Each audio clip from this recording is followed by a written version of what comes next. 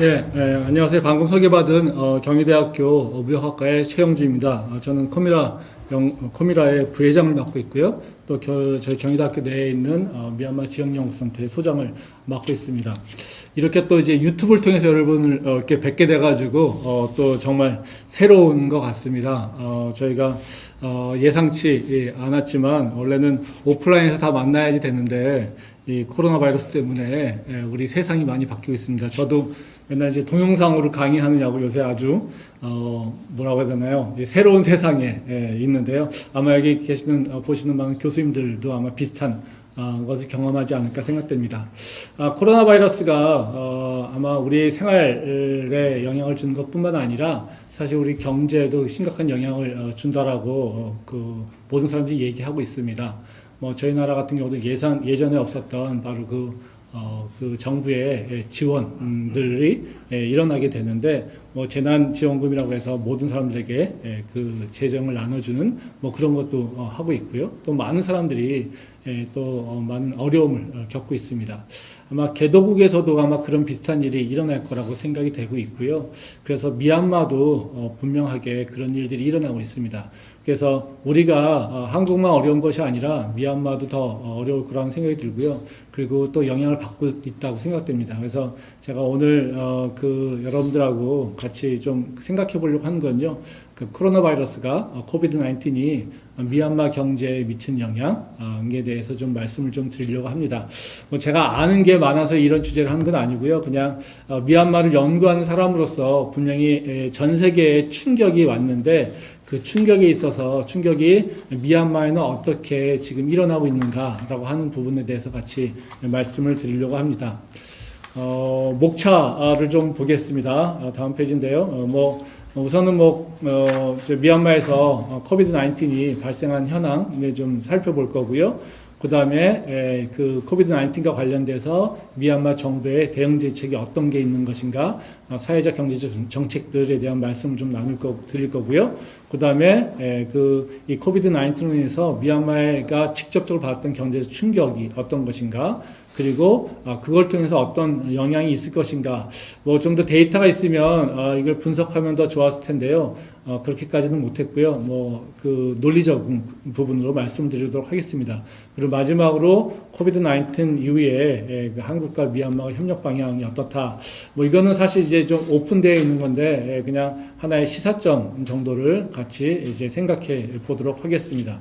그럼 첫 번째 다음 페이지를 넘어서요. 미얀마의 코비드-19의 발생 현황을 보게 되면 어제 자료를 보게 되면 월도미터에서 보고된 거에 의하면 코로나 바이러스 확진자가 146명, 그리고 사망자가 5명, 그 다음에 회복된 사람이 16명, 이렇게 되어 있다라고 얘기를 하고 있습니다. 그래서 확진자가는 계속해서 증가하는 추세인데요. 데일리 새롭게 확진자의 추세를 보면 그래프에 나와 있죠. 데일리 케이스를 보게 되면 왔다 갔다 하는 것 같습니다.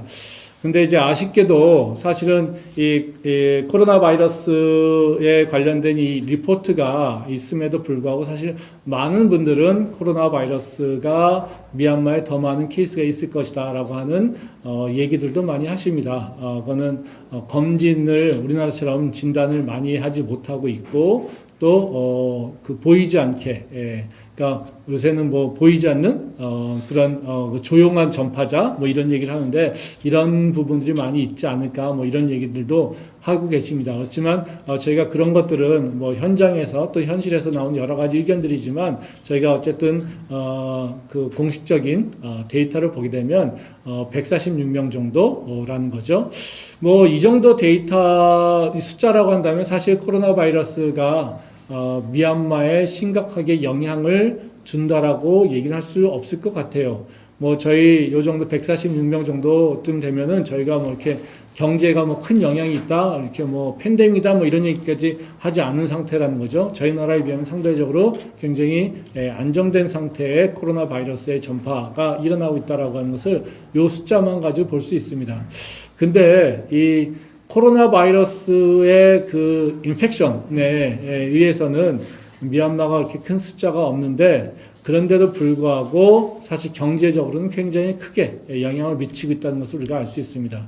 그래서 사회적으로 그 코로나 바이러스에 대해서 미얀마 정부가 적극적으로 좀 대응하고 있습니다. 그래서 다음 페이지 보게 되면요, 미얀마가 코비드 19과 관련돼서 했던 그 사회 경제적 정책에 대한 얘기 좀 간단하게 살펴보도록 하겠습니다. 첫 번째 일어나는 사회적 거리두기가 지금 시행되고 있고요. 통금 시간이 설정되어 있습니다. 그래서 양곤이나 만달레 같은 경우는 밤 10시부터 오전 4시, 새벽 4시까지는 통행 금지가 시행되고 있고요. 통행 금지하면 저희는 좀 익숙하지 않은데 어쨌든 미얀마에서는 밤 10시부터 4시까지 통행 금지가 시행되고 있다라고 보도되고 있고요. 그리고 5인 이상의 모임은 금지되어 있는 상태고요. 또 초등학교는 지금 휴교한 상태고요. 그래서 우리나라랑 비슷한 모습으로 사회적 거리두기를 지금 하고 있다라고 하는 겁니다. 이게 이제 사회적인 정책이고요. 그 다음에 이제 그 경제 관련돼서 정책이 많이 있는데요. 146명 정도 되는데도 미얀마에서는 그래도 적극적으로 어쨌든 정책을 시행하고 있습니다. 그래서 기재부에서 얘기하는 거는 SM이라든가 호텔 관광업, 이제 봉제 기업, CNP 기업이죠. 이런 기업에 세제 지원을 하겠다고 발표했는데 이제 그 상업세라든가 소득세 같은 것들 납기를 연장하겠다. 이런 얘기를 했고요. 그다음에 이제 고용 관련 정책 부분은 비자 연장 절차를 비대면으로 하겠다. 이런 얘기를 하고 있고요. 그 다음에 이제 경제 촉진 정책을 지금 시행하고 있는데요. 이자율을 인하했습니다. 그래서 1.5% 인하해서 예금 이자율이 최저 6.5%가 되고요.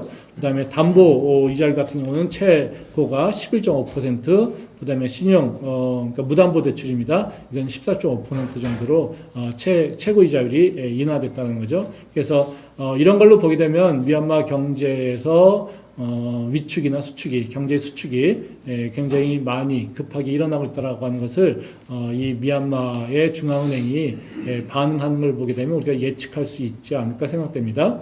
또 이제 대출 관련 조치도 일어나고 있는데요. 저희 나라 소상공인 지원하는 대출 관련된 정책이겠죠. 그 기재부에서 SME하고 아까 얘기했던 그 호텔 관광업, 봉제 기업들, 이런 기업들에게 저리 대출을 해준다고 얘기하고 있고요. 그런 기금은 한 2천억 정도 되는데, 미얀마 짜 되는데요. 그거는 9호 기금에서 1,000억, 그리고, 그 다음에 그 리볼빙 회전 기금에서 500억, 그리고 사회복지기금에서 한 550억 미얀마 짭을 대출하겠다, 이렇게 얘기를 하고 있습니다. 그리고 또 이제 경제 관련된 조치로 이건 사회 정책일 수도 있겠고요. 의료 장비와 관련된 위생품 관련된 투기를 금지하는 거, 사재기 금지하는 거, 이런 걸 얘기하고 있죠. 그래서 미얀마가 참 재미있는 건 뭐냐면 그 확진자의 케이스는 146명, 한국의 경험으로 보면은 숫자는 굉장히 작은 숫자. 그럼에도 불구하고 사실 미얀마의 경제사회 정책은 웬만한 미얀마로서 할 수 있는 경제 촉진 정책은 많이 시행하고 있다라고 하는 것을 우리가 여기서 보면 알 수가 있습니다. 그러니까 왜 이런 일이 일어날까라고 하는 게 우리가 좀 생각해 볼 필요가 있겠죠. 그러니까 어찌 보면 미얀마는 코로나 바이러스에 의한 충격보단 어찌 보면 코로나 바이러스로 인해서 발생하는 경제적 충격이 더 크다. 이렇게 얘기할 수가 있습니다. 그래서 그 이유는 미얀마의 경제가 이 대외 거래로 굉장히 위축되어 있는 상태이기 때문에 그렇습니다. 그 부분을 좀 살펴보도록 하겠습니다. 다음 페이지 보겠는데요. 그래서 미얀마가 코로나 바이러스로 인해서 어떤 직접적 충격이 있는가를 좀 살펴보도록 하겠습니다. 제가 전공이 무역학이다 보니까요. 아무래도 이제 대외 거래 중심적으로 또 그리고 현재 이 코로나 바이러스의 그 발생이 그 미얀마 내에서는 그렇게 크지 않지만 주로 중국, 그다음에 한국, 그다음에 미국과 유럽 이쪽 지역에서 많이 일어나면서 주로 대외 거래에 있어서 그 문제 샥이 발생된 부분이어가지고요.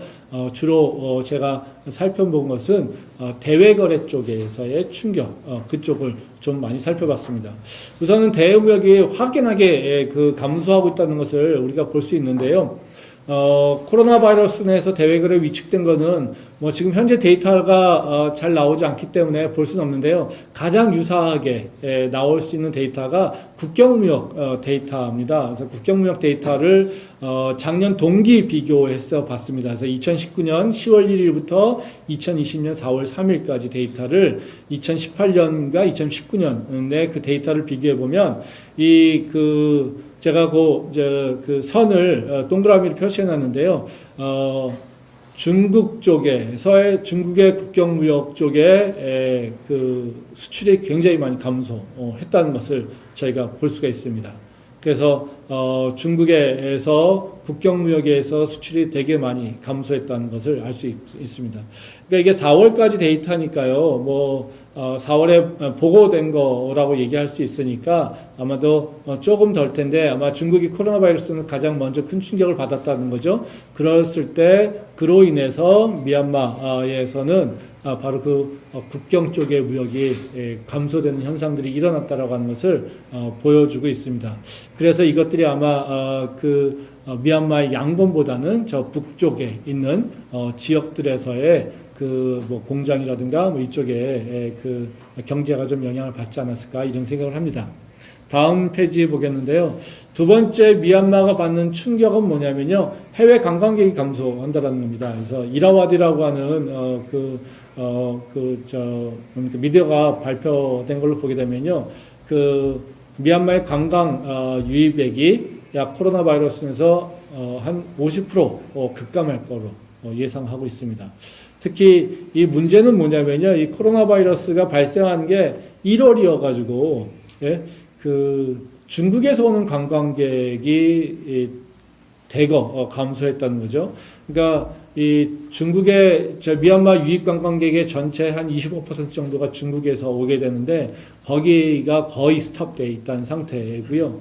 그리고 지금 어찌 보면 한 3월까지 2월 3월까지가 미얀마의 관광으로 보게 되면 가장 좋은 성수기에 해당이 되는데 지금 이 성수기에 일어나가지고 6월, 7월에 이 코로나 바이러스가 해결된다고 하더라도 사실 그때는 미얀마의 우기가 시작되는 시기이기 때문에 이렇게 그 관광 성수기 시즌이 아닙니다. 그러면 1년을 봤을 때 관광업으로 봤을 때 지금이 가장 많이 관광객 유입하는 그 시기인데 그 시기에 코로나 바이러스가 발생하여서 바로 대부분의 관광객들의 유입이 감소했다라는 거죠.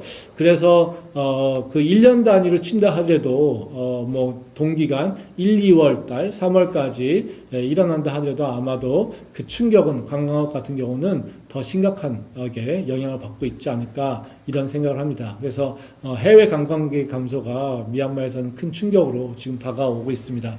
그래서 기재부에서도 아까도 얘기했지만 호텔과 관광업에 대한 그 지원을 꼭 집어넣는 것이 바로 그런 이유가 아닐까 이런 생각을 합니다. 다음 페이지 보겠는데요. 그 다음에 충격은 이제 봉제산업의 그 위기입니다. 미얀마의 봉제산업의 구조를 좀 보게 되면요. 원재료를 수입해서 직물을 수입해서 커팅, 메이킹, 그 다음에 이제 패킹, 이렇게 CMD라고 하죠. 이 CMP 요 프로세스를 해서 다시 미주나 유럽으로 수출해야 되는 그런 패턴으로 이루어지는 게 바로 미얀마 봉제 산업의 그 형태인데요. 근데 주로 이제 중국이나 인도네시아, 베트남, 태국, 한국 이런 데서 재료를 수입하다가 그렇게 수입해서 그 봉제한 다음에 그 다음에 미주, 유럽으로 수출하는 그런 형태입니다. 근데 미얀마에서 이 봉제 산업의 충격은요, 사실 이게 어찌 보면 그 연탄을 맞은 거로 이렇게 이해할 수 있지 않을까 생각됩니다. 그러니까 초기에는 중국에서 1월달, 2월달에 중국에서 그 코로나 바이러스가 발생하게 되면서 원재료가 부족해서 생산을 하지 못해서 공장에 문을 닫는 케이스가 있었습니다. 그래서 그 중국으로부터 수입을 해야 되는데 중국의 원재료 공급이 안 되니까요. 한국도 그런 경우가 있었죠. 한국이 뭐 그 현대자동차라든가 이런 것들이 조업이 중단된 경우가 있었는데 그때 그 한국이 코로나 바이러스 때문에 문제가 아니라 중국에서 발생한 문제 때문에 한국에서 그 조업이 안 되는 그런 일이 일어났다는 거죠. 그게 똑같이 일어났다는 겁니다. 근데 중국에서 좀 해결된 다음에 그 코로나 바이러스가 유럽으로 갔죠. 근데 그러니까 지금도 또 문제가 이제 미주 유럽 쪽에서 수요가 감소되니까 그러면서 발주했던 그 뭐라 해야 되나요? 그 매출이 그 오더가 다 캔슬되는 그런 현상이 일어났다는 겁니다. 그러니까 이제 공장이 그래서 가동이 중단되는 현상. 그래서 처음에는 1월, 2월에는 그 원재료가 없어서 생산을 못했고 그리고 3, 4월에서는 또 수요가 없어가지고 못하는 그런 일들이 일어났다는 겁니다. 그래서 공장이 멈추니까 가장 크게는 그 고용의 위기가 발생하게 되겠죠. 그래서 고용에 있어서 큰 충격이 있다라고 하는 것을 우리가 알 수 있습니다. 그래서 언론 자료들 보게 되면 양곤 외적의 흘란따야 지역이 이제 이 봉제 그 산업이 모여 있는 곳인데 그쪽의 경제 침체라든가 그쪽에서의 충격이 굉장히 심각하다는 얘기를 많이 하고 있습니다. 다음 페이지 보겠는데요. 그러면 미얀마의 이런 충격이 어떻게 영향을 줄 것인가라고 하는 부분을 좀 살펴보면요. 뭐 그냥 저희가 이 데이터를 가지고 예측을 할 수도 있겠지만 그게 아직 데이터가 좀 부족한 부분이어서요. 경제 구조적으로 보게 되면 어떤 파급 효과가 일어날 거라는 것을 조금 그냥 이해하기 위해서 살펴보면요. 그 수출 위축으로 인해서 생산과 소비도 국내 생산과 국내 소비도 모두가 다 위축되는 일이 일어난다는 겁니다. 그러니까 미얀마 경제에서 전체에서 수출이 차지하는 비중이 약 20%가 됩니다. 그러니까 즉 말하자면 다 지금 코로나 바이러스의 위기가 다 대외 거래랑 관련이 돼 있는데 그 대외 거래에서의 대규모, 특히 수출하고 또 관광업 이런 것들에 대한 부분들이 그 큰 충격을 받고 있어서 이런 것들이 미얀마 경제에 더 심각하게 영향을 주고 있다라고 하는 것을 저희가 알 수 있다라는 것이죠. 그래서 그 부분이 그래서 단순하게 대외 거래에서의 그 수요 감소 또는 그 생산활동 감소 이렇게 볼 수 있겠지만 그 대외 거래라고 하는 것이 미얀마 경제에 있어서 작지 않은 부분을 차지하고 있다라고 하는 것을 알 수가 있다는 것입니다. 그래서 여기서 수출이 한 50% 떨어졌다 그러면 미얀마 경제 성장률이 거의 약 한 10% 정도 떨어질 수 있다라고 하는 것을 저희가 보면은 예상할 수 있다라는 것입니다. 그래서 최근 들어서 미얀마 경제가 이렇게 좋지 않은데 이제 좀 반등하려고 하는 그 상황에서 이런 일이 일어나서 더 어려움이 있는 것 같습니다. 다음 페이지 보도록 하겠습니다. 아까 말씀대로 미얀마 관광 산업에서의 피해가 크다는 것을 우리가 살펴봤습니다. 그러니까 미얀마의 그 평균 입국자가 한 400만 명 정도 이렇게 500만 명 정도 예상이 되는데요. 금년 들어서는 사실 그 미얀마 정부의 예측으로 보면 한 20% 정도 상승하여서 한 500만 정도의 450만 정도의 외국인 관광객 유입객을 기대했다라고 합니다. 근데 그게 거의 반으로 동강이 난 상태죠. 그러니까 지금 데이터를 이제 보게 되면 관광객 1인당 그 수입 발생이 한 100불에서 150불 정도 이렇게 추정을 하고 있습니다. 뭐 주로 이제 여행 관광업뿐만 아니라 상품, 수브니어라든가 이런 상품에서 발생하는 것, 또 이제 자동차라든가 이런 물류, 교통수단에서 발생하는 것들이 있는데 이 전체를 보면 한 100불에서 150불 정도 내외로 이렇게 보고 있는데 그때 그 거의 이제 이 관광객이 반동력이 났다. 그래서 한 200만으로 줄었다라고 하면 사실 200만에서 250만에 대한 100불에서 150불 정도의 1인당 규모가 그 작아진다는 거죠. 그래서 이런 것도 미얀마 경제에는 작지 않은 충격을 주고 있다라고 하는 것을 우리가 알 수 있습니다. 그래서 미얀마가 보통 6%에서 8% 정도의 경제 성장률이 일어나는데 이런 관광 산업에서도 그런 변화가 일어나면 더 크게 충격이 있지 않을까 이런 생각을 합니다. 다음 슬라이드를 보게 되면요. 이제 아까 얘기했듯이 봉제 산업으로 인한 경제 위축이 일어나는 겁니다. 그러니까 봉제 산업의 규모라든가 그 구조를 보게 되면요, 미얀마 봉제 산업은 2018년도만 해도 그 45억, 46억 정도 되고요. 이게 최근엔 더 많이 증가한다라고 보고 있습니다. 그래서 미얀마 봉제 산업에서 거의 수출이 한 30% 이상을 차지하고 있다라고 보고 있고요. 그리고 주로 이제 수출 시장이 뭐 일본이라든가 유럽 쪽에 주로 수출이 되고 있다라고 하는 것을 알 수가 있습니다. 그래서 그 유럽 쪽에, 미국 쪽에 수요가 급감하면서 미얀마의 공장이 폐쇄되는 일이 일어난다는 겁니다. 근데 이게 문제는 뭐냐면요, 봉제 산업은 여러분 다 아시다시피 굉장히 큰 노동 집약적 산업이죠. 저희가 작년에 그 세미나 할 때, 그 양곤에서 컨퍼런스 할 때도 그 띨라에 있는 봉제 공장을 갔었는데, 그때 정말 이렇게 그 장관인 것을 아마 그때 컨퍼런스에 참여하신 분들은 기억이 날 겁니다. 빽빽하게 사람들이 앉아가지고 옷을 만드는 모습이 있을 텐데요. 그런 공장들이 거의 다 지금 그 고용을 축소하거나 그리고 해고를 하고 있다라고 하는 사실.